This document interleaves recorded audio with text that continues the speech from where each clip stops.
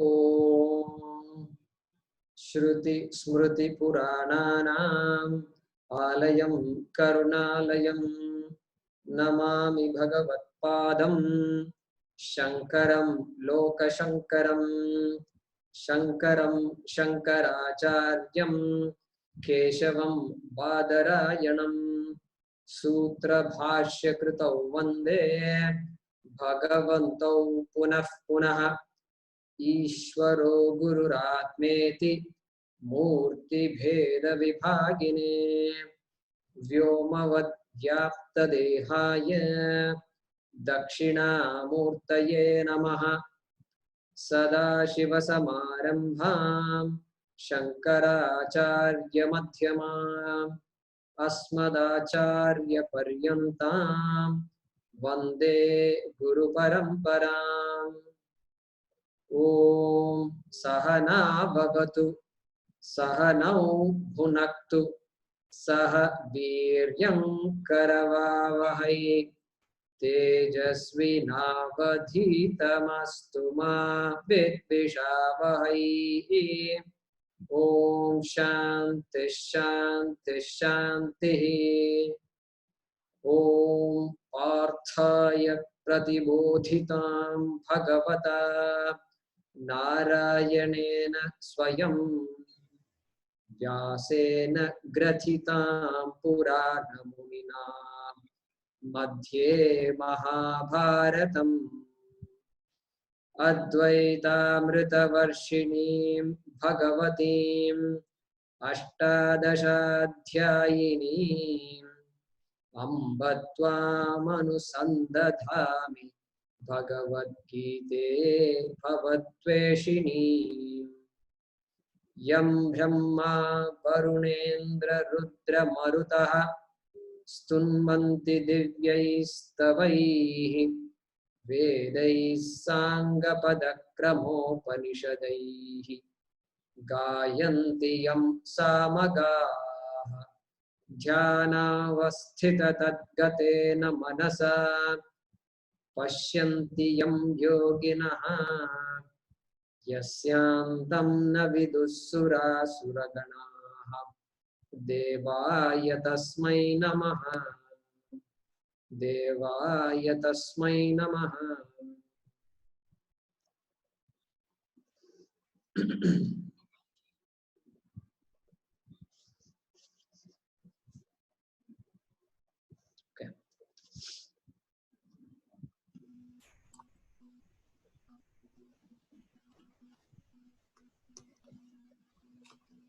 Raghunath Mahodaya, I am unmuting you so we can chant. You all can repeat after me from verse number 11. Shri Bhagavan Uvacha Shri Bhagavan Uvacha Ashocyananvashocastvam Ashocyan Anvasheshatvam Anvashocastvam Anvashochatvam Prajnavadamscha Prajnavadamscha Bhashase Bhashase Gatasu Nagatasuscha Gatasuncha Nanu Shochanti Panditaha. Nanushocanti Panditaha. So today we will continue with this 12th sloka which we are going to chant now.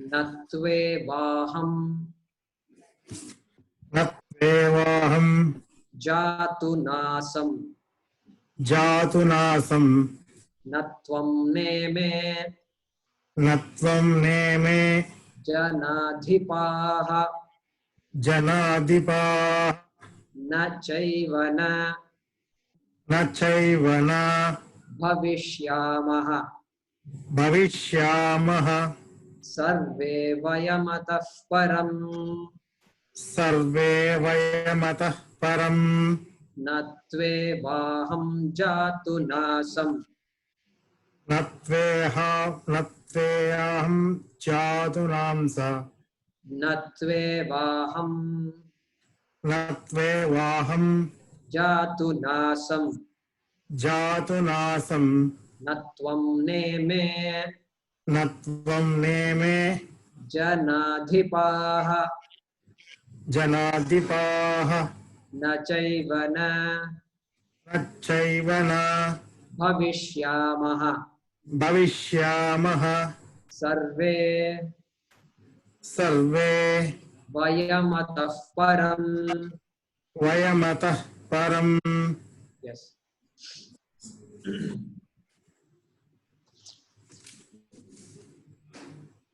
So him, if a couple of folks can remain unmuted, 2 or 3.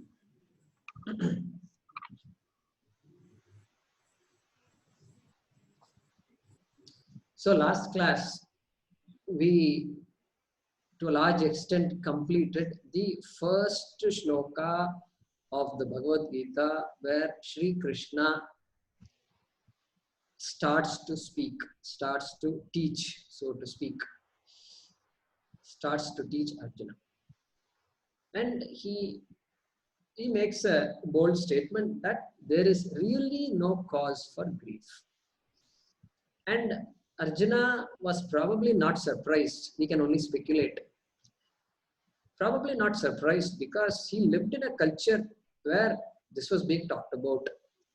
And even in the battlefield, he recognized that I'm so confused, not so much about dharma, but that confusion is really due to a more fundamental problem. I have a fundamental problem which I have to address now. This is the recognition of Arjuna. And therefore he says, I am your student. So I am your student means what? He didn't say, teach me Vedanta, even though he used the word Shreyas. We saw that. So maybe he meant Vedanta there. So it's clear that, Arjuna is ready for this knowledge.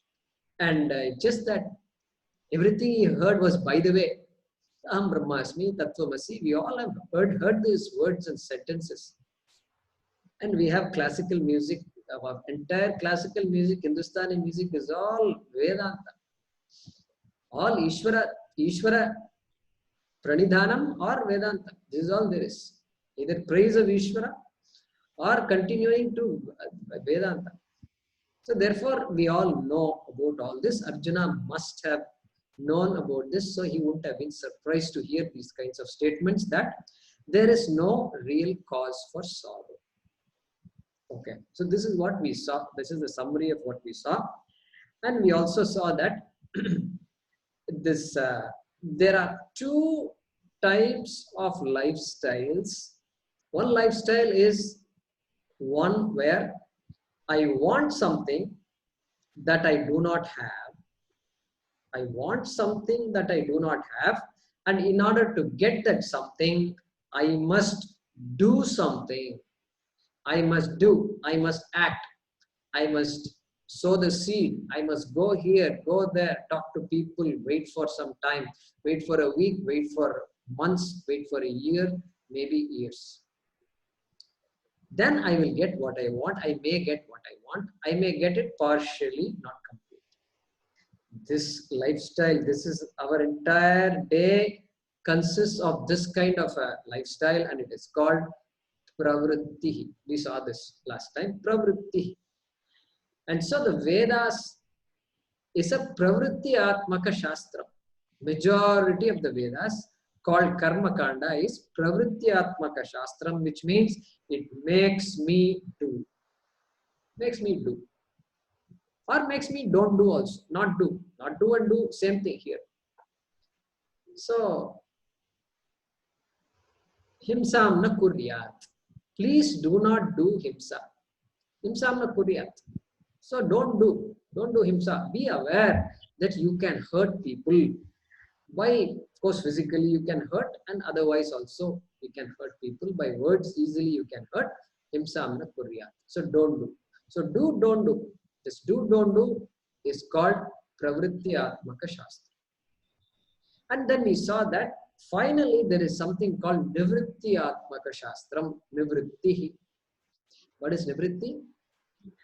Pravritti is I want something that I don't have and I do it. Do something so that I can get that thing I want. But Nivritti Atmaka Shastram is what? I already am something. I have what I want. But then I don't know that I have it. In fact, I don't know that I am what I am seeking. I already am what I am seeking. If I already am what I am seeking, how can anything I do get me what I want? Because the fact that I do something implies that I don't have what I want, and therefore I must do something, and then I will get it. So the starting assumption itself is different, is wrong when it comes to seeking what I already have. So we saw all this before. This is Nivritti Atmaka Shastra. So by saying Ashocyan Anvasochastvam, Krishna is reminding us this is Nivritti Atmaka Shastram. We are now talking about a fact that is not understood. And so now I will teach you. This is what Krishna says here. Okay. So now we just chanted shloka number 12. Natve vaham jatu nasam natvanne me janadhipaha nachaiva na bhavishyamaha sarve vayamatah param. So here the question arises. So many people are going to die. Some of them are going to die with the first arrow is going to kill them. Some of them may stay for days on till on the last day they might die. And anything in between can happen. Some of them may get wounded severely and are going to die. And death is writ large in this battlefield. And how can the death of so many people not cause sorrow? This is the first question. This question comes. So here, Krishna is saying in verse number 12, he is giving an introduction to Atma. This Atma is Anityam. I mean, this Atma is Nityam. This Atma is not born and it is always there and it is not going to die. And that Atma, of course, you are. Therefore, the death that you are talking about is really not for you. It is for the upadhi. It is for the body, etc. This he is going to say, and in a very interesting way. Let's see how he says it. So now obviously the attention is shifting towards Atma. Okay. Because Arjuna asked for Shreyas, and so now Krishna is wasting no time. He is giving like a summary. You know, you read a book, you have some idea of, in the preface, the author will say what he or she is going to talk about. If you read a journal article, and those of you who have done masters, PhD, have written articles, and you start with a summary, abstract, they say abstract. Abstract means within one paragraph, you say what is it that you're going to, what next 20 pages, what are you going to say? You tell me in one paragraph. So Krishna is doing that here for the next, for Atma, is just straight away starting off with what Atma is. Now, look at the shloka. Look at it, what it says.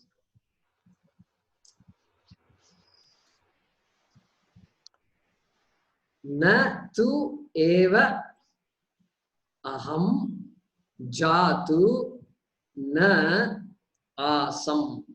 You put a full stop there. After asam, na asam it says. You put a full stop there. So, the main sentence here, aham na asam. Aham na asam. So, awesome. Not awesome, you know, you're awesome and all they say, you know, not that awesome, but awesome, awesome. Facebook, they put a lot of posts, and then some picture of flowers they will post. Some, early morning dew. And then everybody says, awesome, awesome.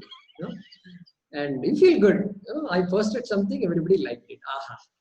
At least if nobody in the home likes me, at least somebody outside my home likes me. So, it makes us feel good.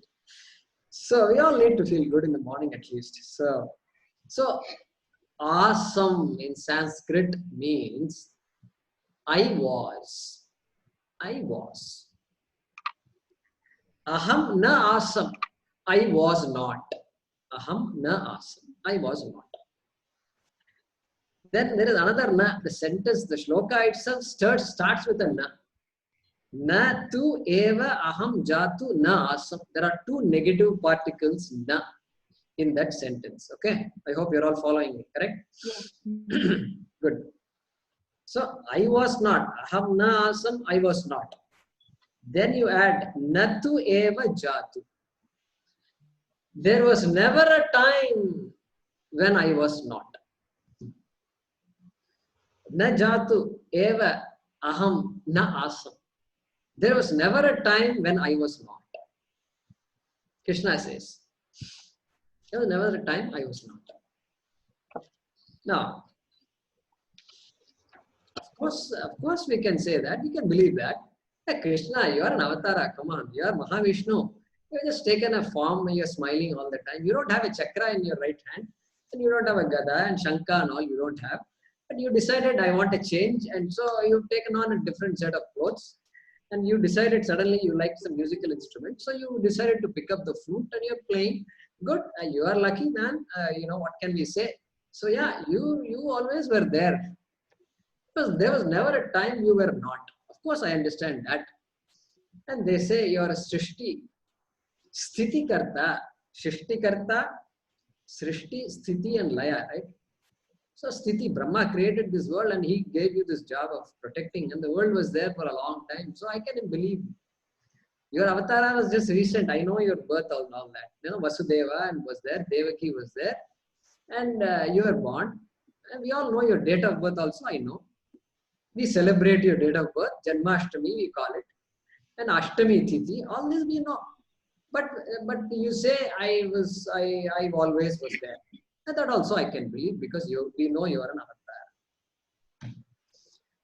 Okay, he says that. This is what Arjuna's response could be. Because then the next sentence is, what is Krishna saying? Natvam. Natvam. You can put a full stop there. You can say Natvam, and then within brackets you can add Na asihi. Na asihi. So Sanskrit class students, I will ask you this question. Asam is lang lakara of asdhatu. Correct? So Asam is Uttama Purusha. Uttama Purusha Ekavachanam, lang lakara. Then what about Madhyama Purusha? Ekavachanam. You were not. You were not. So na asihi, na tvam. Neither did you not exist any time in the past. Not just me, but neither did you not exist any time in the past. So Arjuna is also told this. Now, Arjuna was not an ordinary person either. He is the son of Kunti, born of the power of Indra Devata. And the son of Indra Devata is not going to be an ordinary person. And Arjuna pretty much proved all his life that he was not ordinary. And he is gifted with so many talents. He's a dancer, whatnot. And of course, archer, nobody to beat Arjuna. And of course, special person. Therefore, maybe Arjuna, it applies to Arjuna. There was never a time, Arjuna, when you did not exist. Okay, two negatives, right? Never, did not exist. Two negatives. Okay. So, natvam. Natvam na asihi. Then Krishna doesn't stop there. Na ime janadipaha. Ime janadipaha. All these people, they're all leaders in their own right. They all have their kingdoms. They have their armies. They have their people. They are ruling over their own kingdoms. They also have come here. Small kingdoms, big kingdoms, everybody, all kings are there. So they're all janadipaha. Ime janadipaha. These, what do you call these kings, we can say. Jananam Adipaha. These kings. Na asan. You can put in brackets. Na asan. Na asan. So these neither did these kings, neither was a time when these kings did not exist. Correct? Neither was there a time when all these kings did not exist. They also existed before. So this is what Krishna is saying. Then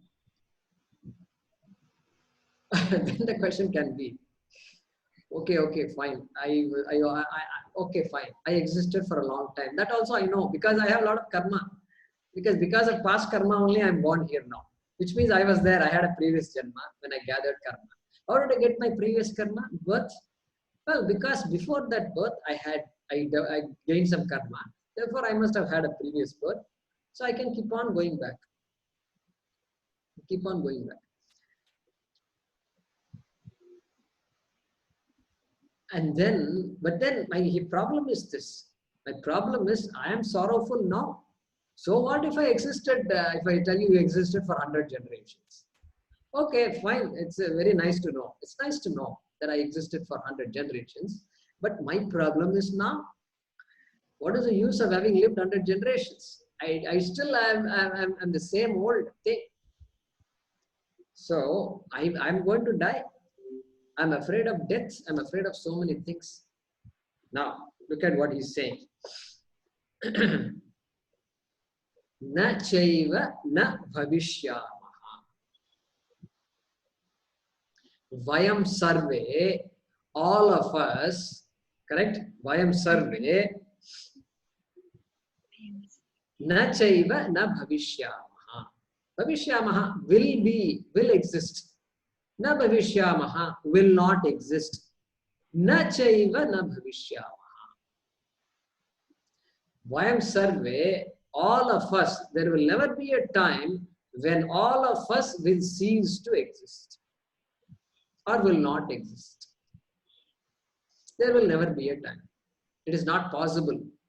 It's not possible that we will not exist in the future. This is what he's saying. And then atah param. Atah param. Atah param means in the future. From now onwards, in the future or after death. Because when I'm living, I know I exist. You don't have to tell me I exist when I'm living. That is a stupid statement. So after death is where my problem is. So no, there is no death for you, really speaking. You will continue to exist. This is what Krishna is saying in this shloka.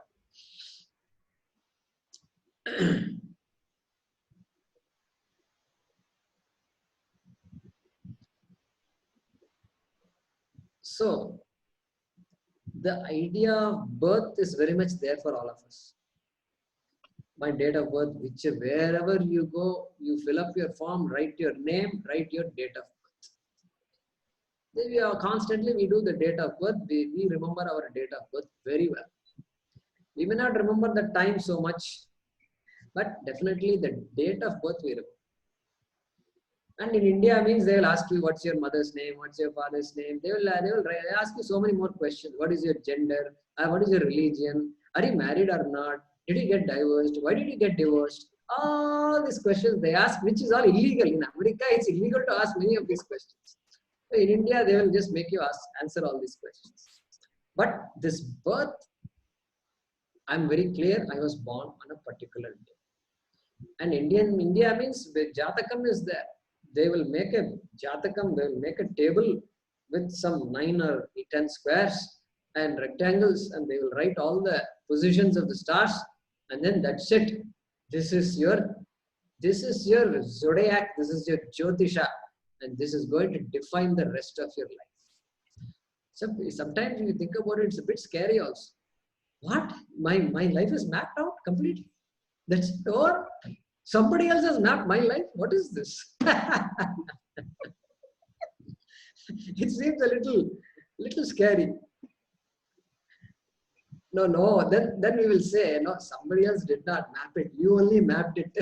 Like that we can say. So you last Janma, you're having a lot of fun. You didn't think about your future. So now you got your future. So this idea of birth is very much there, deeply entrenched. Okay. And of course, I'm growing, and this asti jayate vardhate viparinamate, this is all very clear in our mind. That I'm a child, then I'm a young boy or a girl, then I'm in the youth, then I'm a young person, etc., etc. This is all deeply entrenched. So, and even Krishna's birthday we celebrate, not just our own birthday. Krishna's birthday also proudly we celebrate.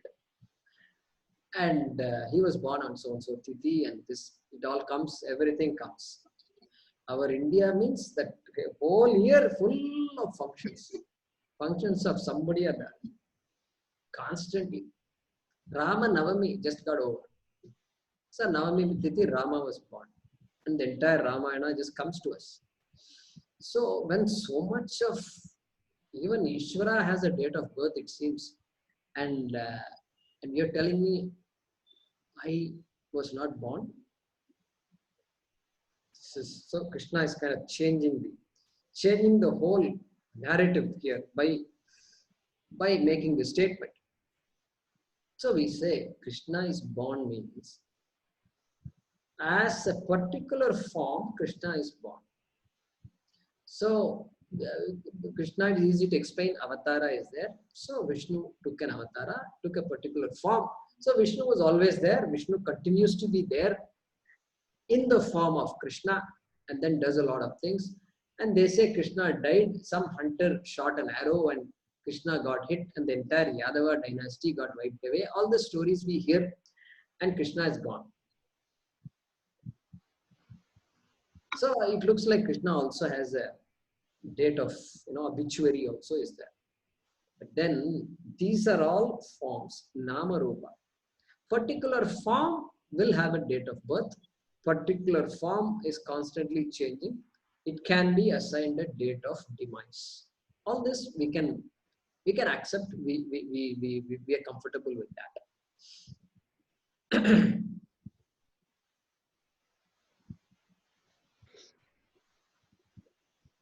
And so now, here,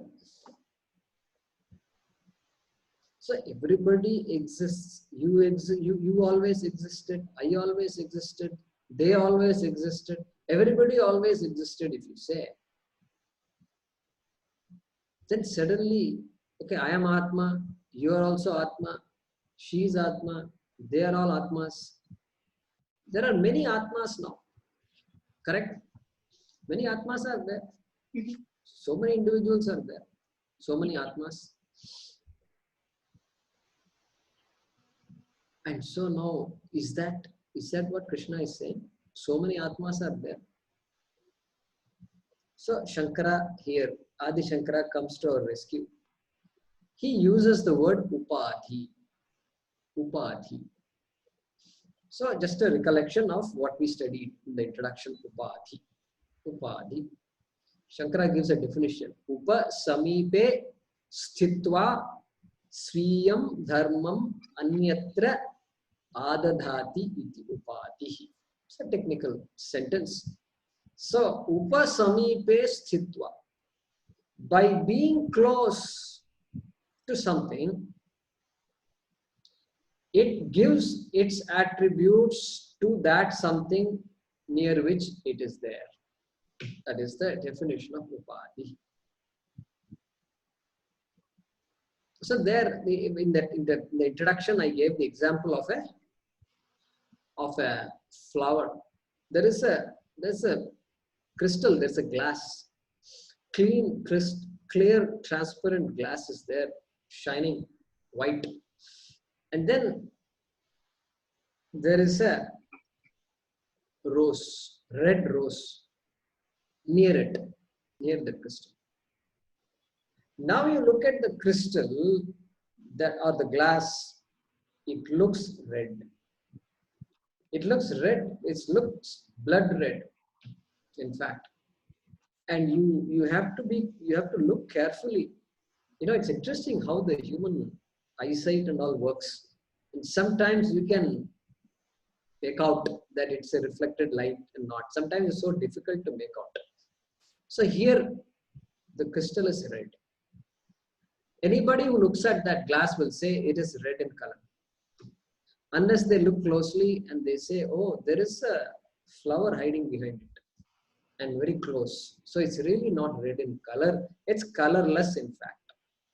The redness comes from the rose. So there, the rose is the upadhi for the crystal, for the red crystal. The rose is the upadhi for the red crystal. White crystal. So white crystal, but white crystal has no upadhi. So if you say red crystal, only then there is an upadhi. Okay, you can say white crystal, fair enough. So I purposely said red crystal. Because without the rose, this crystal cannot be red. Correct? Correct. And so that rose is called the upadhi. And the colorless crystal appears to take on the attributes of the rose. Yeah. And that rose is called upadhi. So likewise here also. Here the Atma and the body, you have to visualize Atma somehow. I am Atma, I am the perceiver of this body. I am very clear there is a body, no doubt. But the body listens to me. I don't listen to the body. I am conscious of the body. The body is not conscious of me. So I can appreciate the conscious being, I can appreciate. So here, the body is the upadhi for Atma because the body has some attributes. Correct? Body has attributes. It has a height, it has a weight, it has a color, it has a health. Health is also an attribute. Either health is good or not so good. It has an age. All these are attributes of the body. And so those attributes belong to the body. Perfect. But then I say I am 60 years old. I say I am Indian. I say I am dark. I say I am brown. I say I am aging, etc., etc., etc. What happened here? What happened here? The attributes of the body are projected on to Atma, on myself. So here we say the body is the upadhi because its attributes seem to stick or seem to be taken on by Atma, by myself. So upadhi. So here the Shankaracharya says, are there many Atmas? Because Krishna said, he referred to I, he referred to you, he referred to all these kings. And so they always are going to exist, means there are so many Atmas that are going to exist. Shankara says, Deha Bheda Anuvritya. He says Bahuvachanam. Shankara uses the word Bahuvachanam. Bahuvachanam means in Sanskrit plural. Plural. Janadhipaha, plural. So all people are in plural because he says Deha Bheda Anuvritya. It is because of the differences in the bodies. Natu Atma Bheda Abhiprayena, says that. Not from the point of view of Atma, there is no plurality, my dear. It is all, you see many people, manyness is there, Bahuvachanam is there. On that count, there is Bahuvachanam. Like that, Shankaracharya says, And but Atma is only one. You can't say there is Krishna Atma, there is Arjuna Atma, there is Dasharatha. I mean, not Dasharatha, Duryodhana Atma. Dasharatha much earlier Atma, and Duryodhana Atma, Dhritarashtra Atma, Sanjay Atma. You can't say there are so many Atmas. All of them are the same Atma.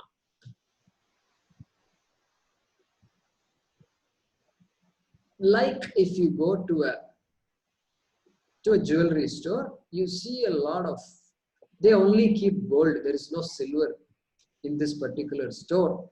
They have only gold. So golden jewelry are there, and everywhere there is golden jewelry, and you are going to pick and choose what you want. There are many ornaments, but finally there is only gold. In this store, there is only one material. It's called gold. Swamiji gives an example here, and one of his students was a jeweler. So a jeweler and invited Swamiji. Swamiji, I own a jewelry store. Please come. Please come. I want you to come to our store. And so Swamiji came. And so I looked around and said, wow, very good. So how many years? So 15 years. The business is going very well, Swamiji. Very nice. And so Swamiji, please take one thing. Any one thing in the store, I will give you. Please take any one thing. Necklace, big necklace, small necklace, bangle, whatever you want, you take. Swamiji said, what will I do?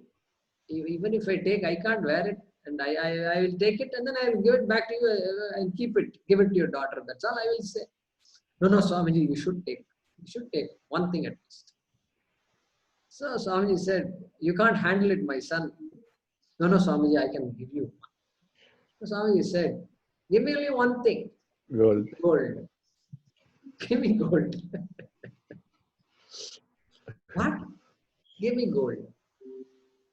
So give me gold means after giving gold, you must not have gold, right? Because you just gave me gold. So give me gold means he will be forced to give the entire. Just take the chavi. Iska chavi le lijiye. This is what we can do. So like that, deha bheda anuvritya na atma bheda abhiprayena.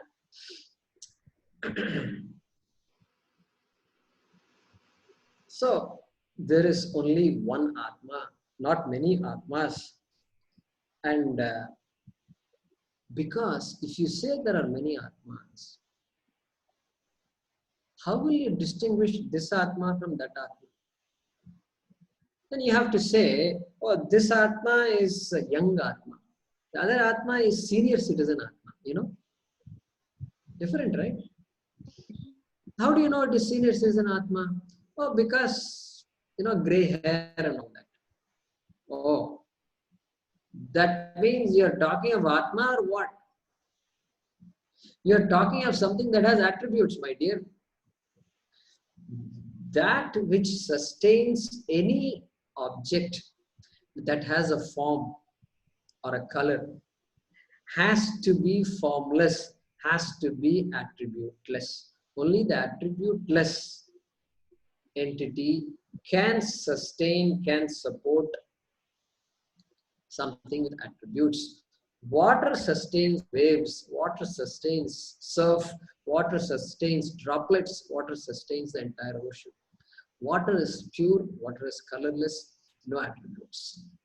So like that, we can come to a temporary conclusion that Atma, there is only one Atma, not many Atmas. Okay.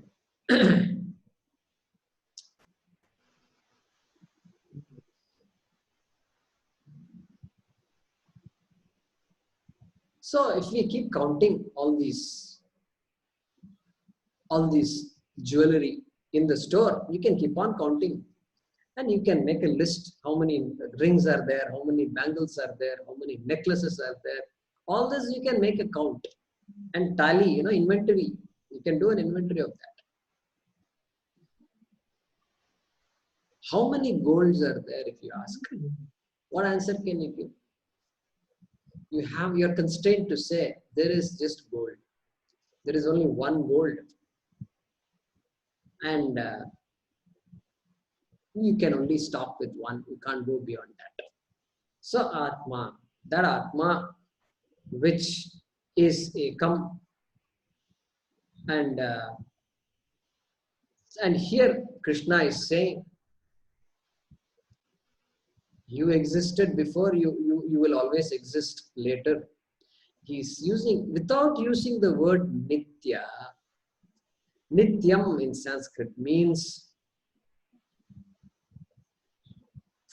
free from time. Nityam sometimes translated as eternal. You may have heard the word eternal.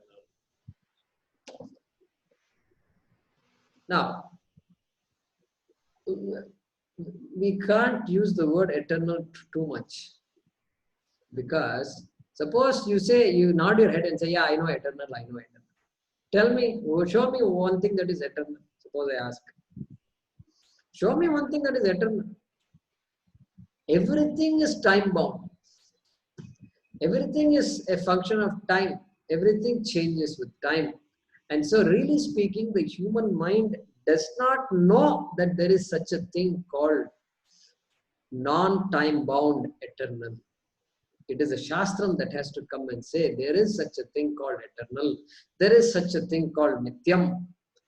And that Nityam is you. I'm telling you, this is what the whole world should be made to appreciate.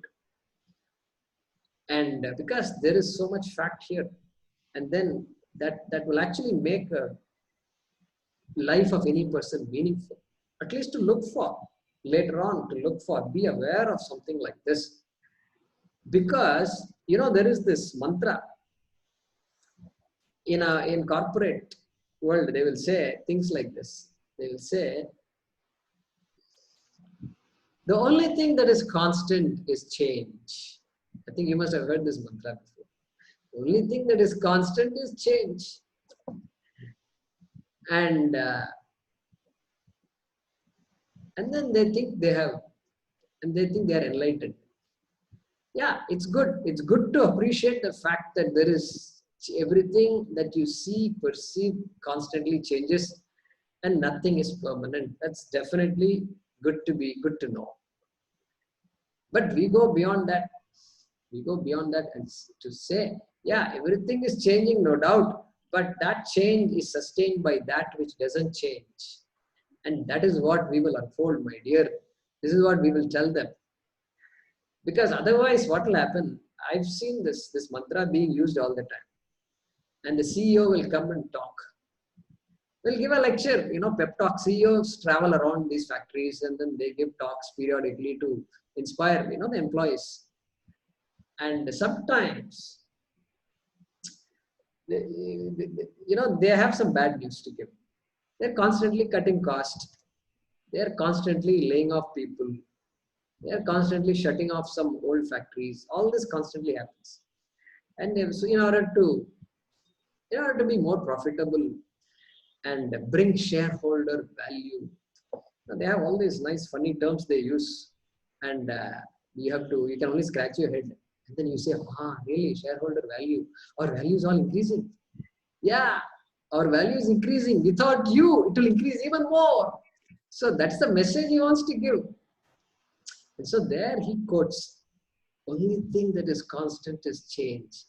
He's subtly trying to say that change is there, my dear. So your job is not permanent. And don't think it is permanent.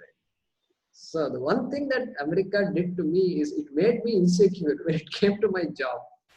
And that much is there. You ask anybody, and over time, no, it is supposed to be a permanent job. Those days they will say permanent job. These days that phrase doesn't exist, I think. Permanent job. What permanent job you're talking about? There is permanent insecurity. That's all we can say. So there he quotes. So because it's convenient for him and he's reminding everybody that there's change. But here, good, that revelation is important. That which changes will change. and nobody can stop it from changing. And that which doesn't change will not change. This also we must keep in mind. And Atma comes in that category, that which doesn't change, will not change ever, will remain the same. So that which changes means what? Atma is Nityam, Atma doesn't change, and everything else is Anatma, and that Anatma is always subject to change. And so the more we understand this Atma and Anatma, then the previous verse, Asocyan Anvasochastvam, also becomes much clearer.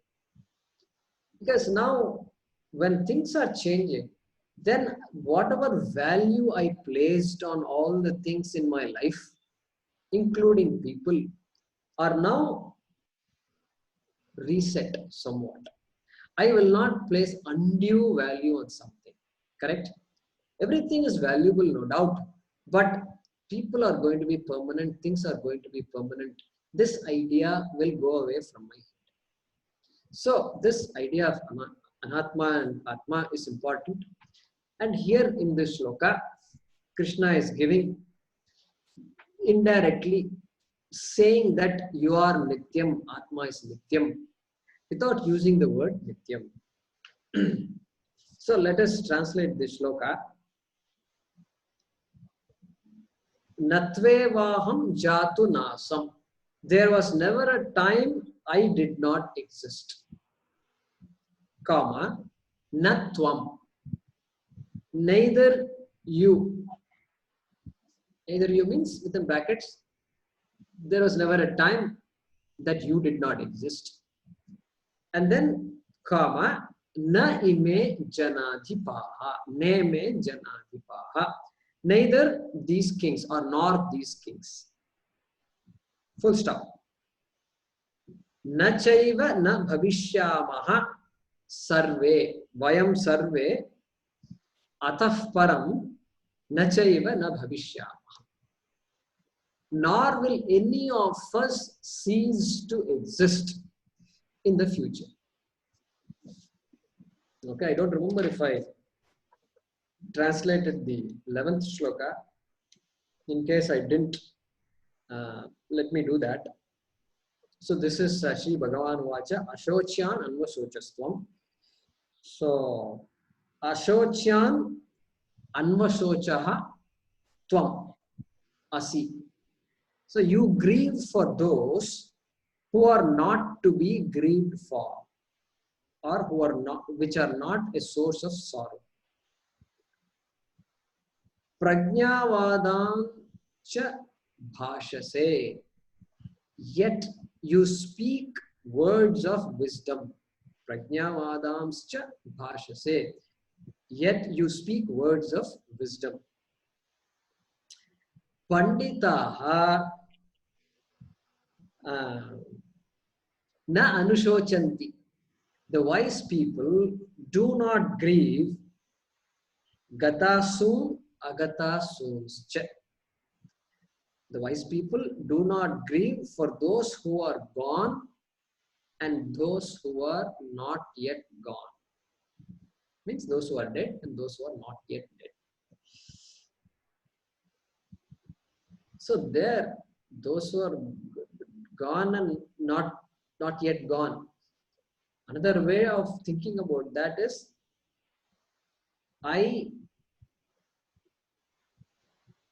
wise people do not worry about what happened and what is going to happen.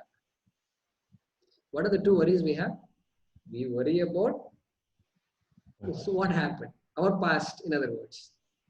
Only two things we worry about. We can go and make a big statement. I only worry about two things in life. You all worry about many things. I only worry about two things. What are the two things? I worry about my past and I worry about my future. That is enough. That is enough. Oh, is there something else besides those two? So that's another way to look at this. Wise people do not grieve about anything. Okay.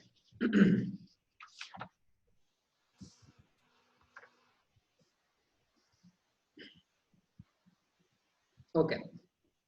So having said that, now Krishna is going to provide an example. An example to show how this Atma doesn't change. How this Atma is always was, always is, and always will be. When you say only the unchanging can be like that. The minute change comes, that means the change will take off, and there will be a time when it doesn't exist. So therefore, to appreciate this Atma, he is going to give an example. Let us read the shloka. Okay, let's see. Bhavani, unmuting you. Okay. Shloka number 13, everybody can repeat after me. Dehinosmin Dehinosmin yatha dehe yata dehe kaumaram kaumaram yauvanam jara yauvanam jara tatha tatha dehantara praptihi dehantara praptihi dhirastatrana dhirastatrana muhyati muhyati dehinosmin yatha dehe dehinosmin yata dehe kaumaram yauvanam jara kaumaram yauvanam jara तथा देहांतर प्राप्ति tata dehantara praptihi धीरस्तत्र न मुह्यते. धीरस्तत्र न मुह्यति. Yeah.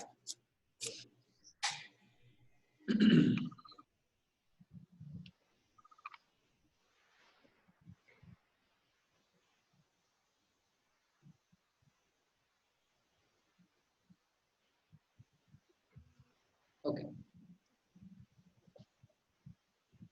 So here a word is used, dehi, dehinaha, it says there.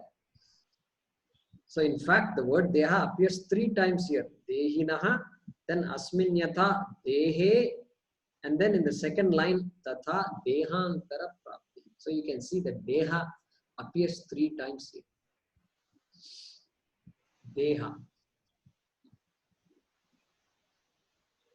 So in our Tamil language, we use this word deha also. Deha.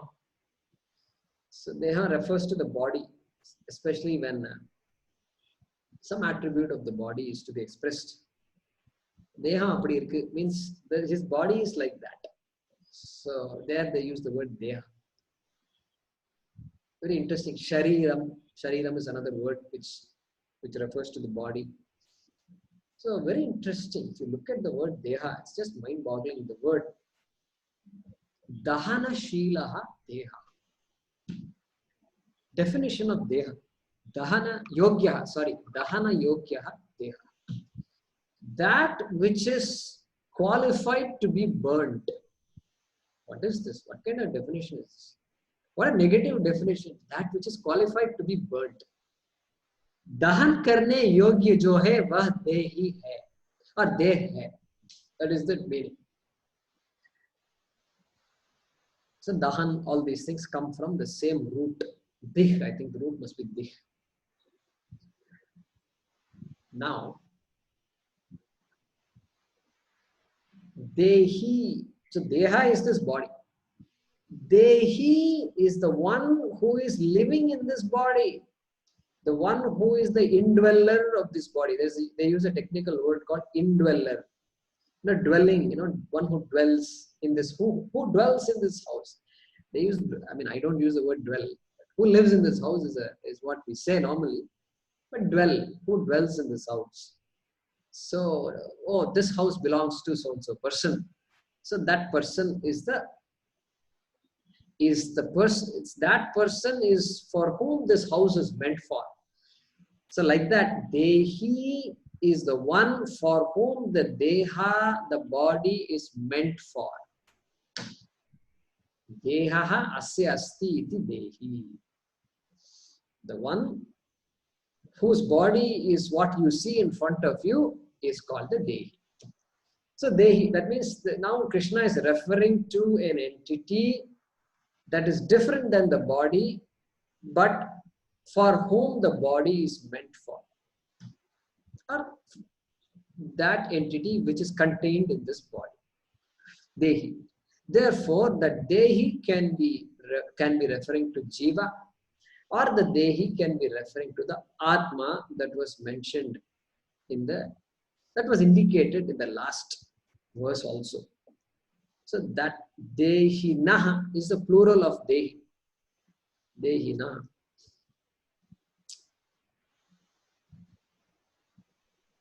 I'm sorry, Dehinaha is not plural. Dehinaha is of the Dehi. Of the Dehi.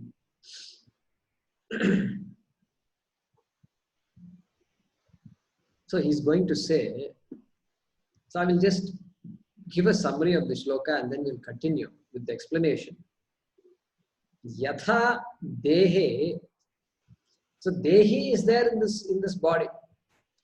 There is a Jiva that is there. That was born on so and so date.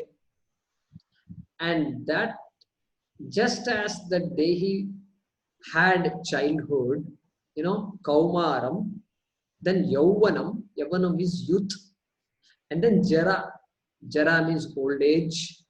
So just as these stages are there for this body, which belongs to the Dehi, you ask an old person,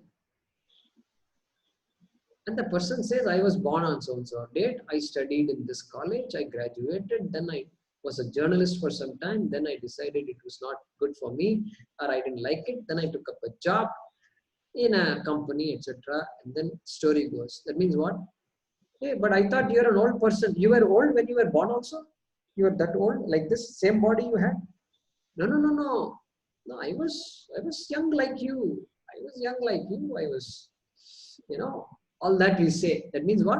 That same I that you're looking at right now, that same I was born long ago, 70 years ago. I was born. And then I was there. I was 30, I was 40. Then I was married. Then I had children. Then I had grandchildren. Now I am 70. That same I. So the old person doesn't confuse himself for himself to say, I am now different. I may say I am different, but I don't say I did not exist 10 years ago. I don't say I did not exist 20 years ago. It is the same I. You can look at my resume. It is the same I. From the date of birth onwards, I've listed everything, all my accomplishments. Same I. So that Krishna is giving an example. Yatha. Look at the word yatha there. Yatha means just as. Just as this Dehi seems to have all these different forms, like childhood, like youth, and like old age. Even though the Dehi is the same, I am the same, but my body seems to be changing. Tatha, look at the first word in the second line, Tatha. So also, Dehantara Praptihi. So also, after so-called death, there will be another body. There will be another body. Look at the jump Krishna is making. Just as the day he's talking about this life. This life, there are so many, I have taken on so many forms apparently. And likewise, he says, Tatha, after this death also, after the so-called death of the body, there will be another body. Tatha dehantara prapti. Dhiraha tatra na mukhyati. Dhiraha means wise person. Panditaha.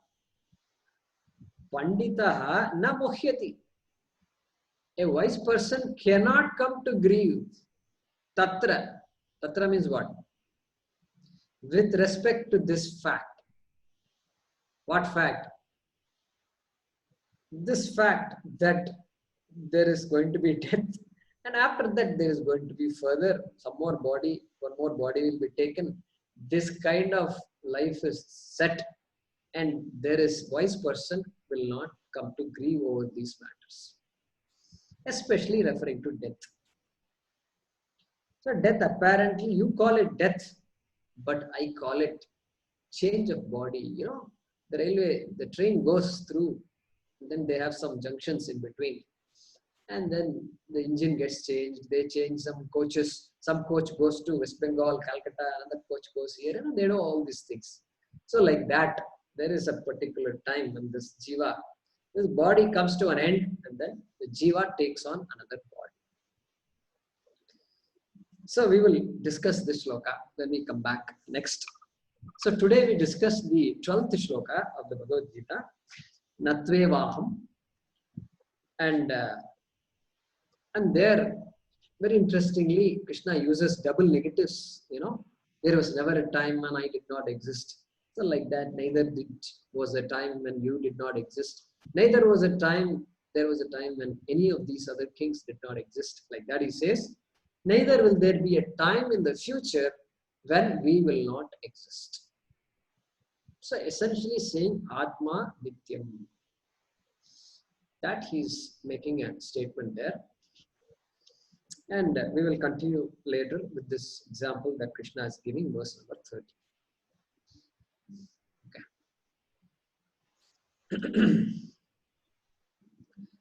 Om Purnamadah Purnamidam Purnat Purnamudachyate Purnasya Purnamadaya Purnameva Vashishyate. Om Shanti Shanti Shanti. Harihi Om Shri Gurubhyo Namaha. Harihi Om.